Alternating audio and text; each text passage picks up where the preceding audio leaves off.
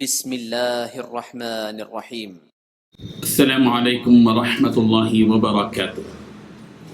الحمد للہ وکفی وسلام علی عبادہ الذین اصطفی، اما بعد۔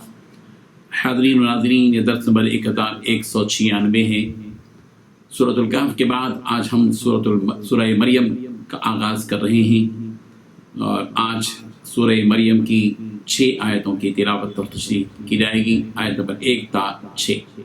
چلیے سب سے پہلے ان 6 آیتوں کی تلاوت کرتے ہیں، لفظی ترجمے اور ترجمے کے بعد تشریح کرتے ہیں۔ اعوذ باللہ من الشیطان الرجیم، بسم اللہ الرحمن الرحیم۔ کاف ہا یا عین صاد، ذکر رحمت ربک عبدہ زکریا اذ نادى ربه نداء خفيا قال رب إني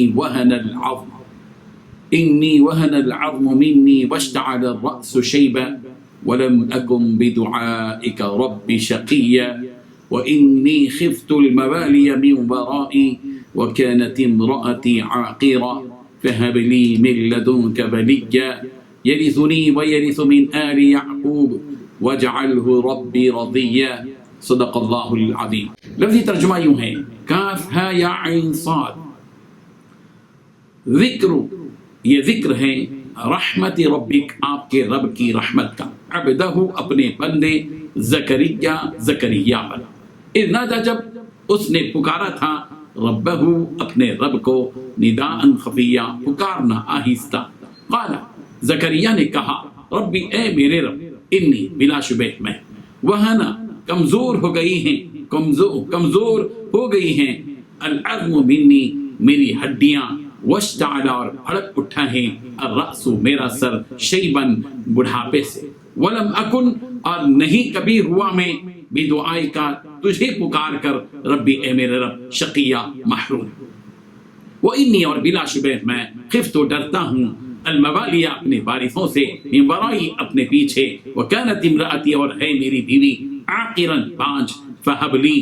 چنانچہ تو عطا کر، لی، میرے لیے، من لدنکا، اپنے پاس سے، ولین، ایک وارث، یرثنی، کہ وہ وارث ہو میرا، ویرث، اور وارث ہو، من آل یعقوب، یا آل یعقوب کا، وجعلہ، اور تو بنا اسے، ربی، اے میرے رب، رضیہ، پسندیدہ۔ ترجمہ یوں ہے، کاف ہا یا عین صاد، یہ تذکرہ ہے اس رحمت کا جو تمہارے پروردگار نے اپنے بندے زکریا پر کی تھی۔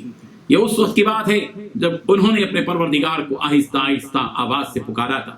انہوں نے کہا تھا کہ اے میرے پروردگار، میری ہڈیاں تک کمزور پڑ گئی ہیں، اور بڑھاپے کی سفیدی سے بھڑک اٹھا ہے، اور سر بڑھاپے کی سفیدی سے بھڑک اٹھا ہے، اور میرے پروردگار، میں آپ سے دعا مانگ کر کبھی نامراد نہیں ہوا، اور مجھے اپنے بعد اپنے چچا زاد بھائیوں کا اندیشہ لگا ہوا ہے، اور میری بیوی بانجھ ہے، لہذا آپ خاص اپنے پاس سے مجھے ایک ایسا وارث عطا کر دیجیے جو میرا بھی وارث ہو، اور یعقوب کی اولاد سے بھی میراث پائے، اور اے رب، اسے ایسا بنائیے جو خود آپ کا پسندیدہ۔ ان 6 آیتوں میں 9 باتیں بتائی گئی ہیں۔ پہلی بات، کاف ہا یا عین صاد، یہ تذکرہ ہے اس رحمت کا جو تمہارے پروردگار نے اپنے بندے زکریا پر کی تھی۔ دوسری بات، یہ اس وقت کی بات ہے جب انہوں نے اپنے پروردگار کو آہستہ آہستہ آواز سے پکارا تھا۔ تیسری بات، انہوں نے کہا تھا کہ اے میرے پروردگار، میری ہڈیاں تک کمزور پڑ گئی ہیں، اور سر بڑھاپے کی سفیدی سے بھڑک اٹھا ہے۔ چوتھی بات ہے، میرے پروردگار، میں آپ سے دعا مانگ کر کبھی محروم نہیں ہوا۔ پانچویں بات، مجھے اپنے بعد اپنے چچا زاد بھائیوں کا اندیشہ لگا ہوا ہے۔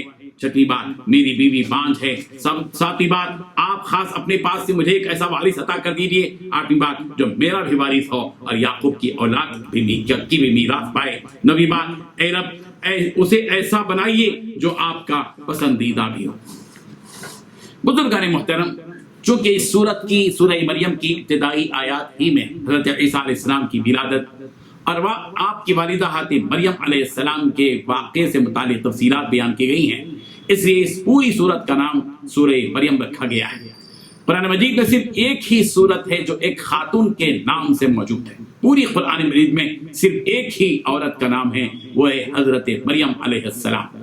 ان کے علاوہ کسی عورت کا نام قرآن مجید میں موجود نہیں ہے۔ ہاں، دوسری عورتوں کا تذکرہ موجود ہے، ان کا ذکر ضرور آیا ہے۔ مثلا فرعون کی بیوی کا ذکر ہے، لوط کی بیوی کا ذکر ہے، نوح کی بیوی کا ذکر ہے، ابو لہب کی بیوی کا ذکر ہے، بلقیس کا ذکر ہے، لیکن یہ کہ کسی عورت کا نام سوائے حضرت مریم کے قرآن مجید میں نہیں ہے۔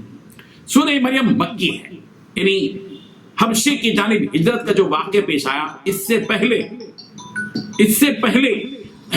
سورہ مریم نازل ہوئی۔ یہی وجہ ہے کہ حبشے کے بادشاہ نجاشی کے دربار میں جب حبشے کی طرف ہجرت کرنے والوں کو بلایا گیا تو اسی وقت حضرت جعفر رضی اللہ عنہ نے بھرے دربار میں سورہ مریم کی تلاوت کی تھی۔ معلوم یہ ہوا کہ ہجرت حبشہ کے وقت یہ سورت نازل ہو چکی تھی، یعنی سورہ مریم۔ ترتیب قرآن کے لحاظ سے سورہ مریم 19ویں سورت ہے جس میں 6 رکوع ہیں اور 98 آیات پر یہ مشتمل ہے۔ سورہ مریم کی ابتدائی 6 آیتیں یہ ہیں جن کی تلاوت کی گئی اور جن کی تشریح کی جا رہی ہے۔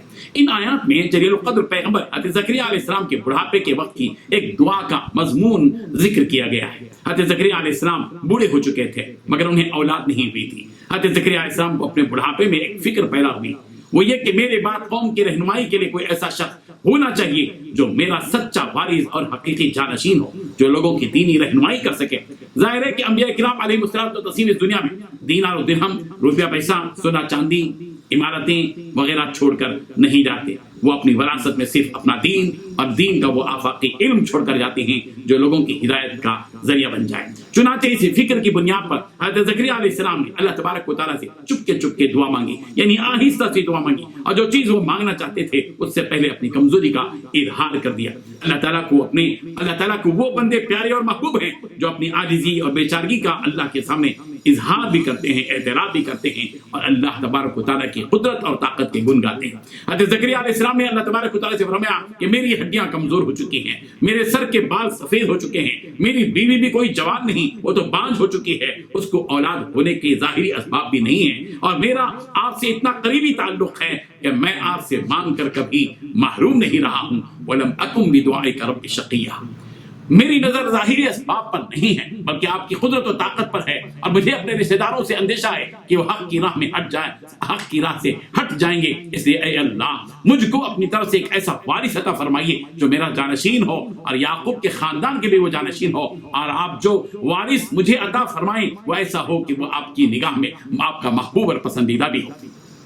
حضرت زکریا علیہ السلام کی فکر ہم سب کو بیدار کرتی ہے اور ہمارے کاندھوں پر ایک ذمہ داری عائد کرتی ہے، اور ہم سب کو یہ دعوت دیتی ہے کہ ہم اپنی نسلوں کے حق میں اس بات کی فکر کریں کہ ہماری نسلوں میں ایک ایسا سچا وارث اور جانشین ضرور ہو جو ہمارے بعد ان نسلوں کے دین کی فکر کرے اور ان کی دینی رہنمائی بھی کرے۔ ان آیات سے متعلق چند بنیادی باتیں پیش ہیں جو سبق آموز بھی ہیں اور معلومات سے پر بھی ہیں۔ پہلی بات یہ کہ حضرت زکریا علیہ السلام حضرت سلیمان علیہ السلام کی نسل سے تھے اور پیشے سے وہ بڑھئی تھے، اس سے یہ معلوم ہوا کہ کوئی بھی پیشہ گھٹیا یا معیوب نہیں ہوتا۔ انبیاء کرام نے کبھی درزی کا کام کیا، کبھی لوہار رہے، کبھی بڑھئی رہے، وغیرہ وغیرہ۔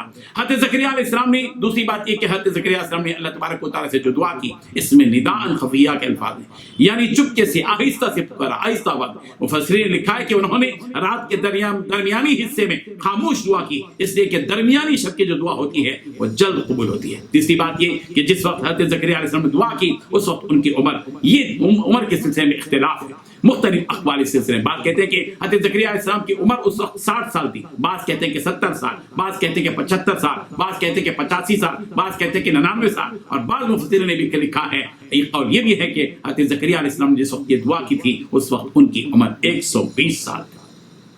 چوتھی اہم بات یہ ہے کہ حضرت زکریا علیہ السلام نے جو دعا مانگتے ہوئے ایک جملہ اللہ تبارک و تعالیٰ کی بارگاہ میں بڑے لاڑ اور پیار والا جملہ کہا تھا، وَلَمْ أَكُنْ بِدُعَائِكَ رَبِّ شَقِيًّا، کہ اے میرے پروردگار میں آپ سے مانگ کر کبھی محروم نہیں رہا۔ بندے کی زبان پر اللہ کی حضور یہ جملہ انتہائی محبوب، پیارا اور لاڑ والا جملہ ہے۔ ہم حضرت زکریا علیہ السلام کے اس مقام پر غور کریں کہ اپنے پروردگار سے یہ کہہ رہے ہیں کہ گزری ہوئی زندگی میں کبھی ایسا نہیں ہوا کہ میں نے آپ سے کوئی چیز مانگی ہو اور آپ نے نہ دی ہو، میں کبھی آپ سے مانگ کر نامراد نہیں رہا، محروم نہیں رہا، میں نے جب بھی آپ سے کوئی چیز مانگی ہے آپ نے پروردگار عطا کیا ہے۔ اب یہ بڑھاپے کی حالت ہے اور میری ہڈیاں کمزور ہو چکی ہیں، میرے بال سفید ہو چکے ہیں، میری بیوی بانجھ ہو چکی ہے، لیکن اس کے باوجود یہ کہ ظاہری اسباب اولاد ہونے کے نہیں ہیں، لیکن اے پروردگار آپ وہ مالک کے کل ہیں اور مختار کل ہیں کہ آپ اسباب کے محتاج نہیں ہیں، بغیر اسباب کے بھی دینے پر قادر ہیں، اس لیے پروردگار اس عمر میں بھی میں آپ سے اولاد کی بھیک مانگتا ہوں۔